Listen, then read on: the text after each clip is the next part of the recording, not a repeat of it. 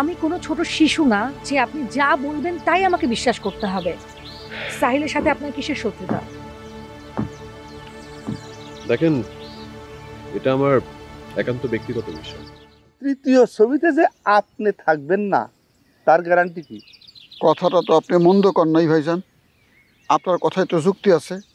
তার মানে আপনিও মেনে নিতেছেন যে আপনি এই ঘটনার সাথে জড়িত? আমি মেনে নেব কেন? আমি কি ঘটনার সাথে জড়িত যে আমি মেনে নেব? আরে আপনার কথাই তো বোঝা যাচ্ছে যে আপনি এই ঘটনায় চিন্তিত হয়ে পড়ছেন। সাধে তো চিন্তিত হই নাই, আপনার এই বিষয়টা জানায় আপনার কথার পেছে পড়ে আমি চিন্তিত হয়ে গেছি। আপনার এই ছবির বিষয়টা জানানোই আমার ভুল হয়েছে। ভুল কেন? আপনারা আমি আপনজন মনে করে ছবির কথাটা কইলাম, আপনি যে আমার এই ঘটনার সাথে পেঁচায় ফেলাইবেন এটা তো আমি চিন্তা করি নাই। আপনি কি আমার কথায় মাইন্ড করছেন? মাইন্ড করার মতো কথা কইলে মাইন্ড করবো না? এতক্ষণ তো আমি আপনার সাথে দুষ্টামি করলাম।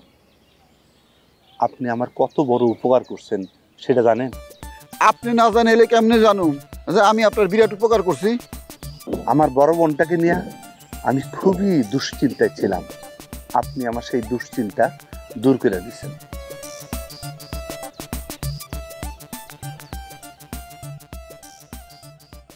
সত্যি করে বলুন তো আসলে অর্ণব সাহেব আপনি কে?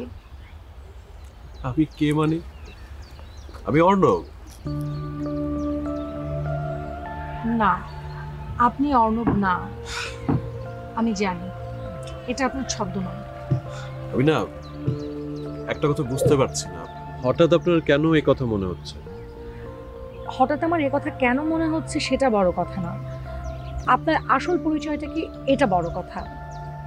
প্লিজ অর্ণব সাহেব চুপ করে থাকবেন না, আমাকে বলুন আপনার আসল পরিচয়টা কি। রহস্য করবেন না অর্ণব সাহেব, রহস্য আমার একদম পছন্দ না। আচ্ছা দেখেন, আমার সম্বন্ধে বলার মতো তেমন কিছু নেই যা শুনে আপনি অনেক খুশি হবেন। আমি কোনো ছোট শিশু না যে আপনি যা বলবেন তাই আমাকে বিশ্বাস করতে হবে। সাহিলের সাথে আপনার কিসের শত্রুতা? দেখেন, এটা আমার একান্ত ব্যক্তিগত বিষয়। আপনারা কিভাবে জানলেন আমাকে এত দূর থেকে এখানে এনে হত্যা করার পরিকল্পনা করা হচ্ছে? আমি আপনাকে আগেও বলেছি, সময় হলে সবকিছু জানতে পারবেন। একটু ধৈর্য ধরেন প্লিজ। ধৈর্য ধরুন, ধৈর্য ধরুন, আমি আর এই ধৈর্য ধরতে পারছি না, আমাকে প্লিজ আর এইভাবে অন্ধকারে রাখবেন না। দেখেন, কাম ডাউন। এতদিন যেহেতু ধৈর্য ধরতে পেরেছেন, এখনো পারবেন। প্লিজ।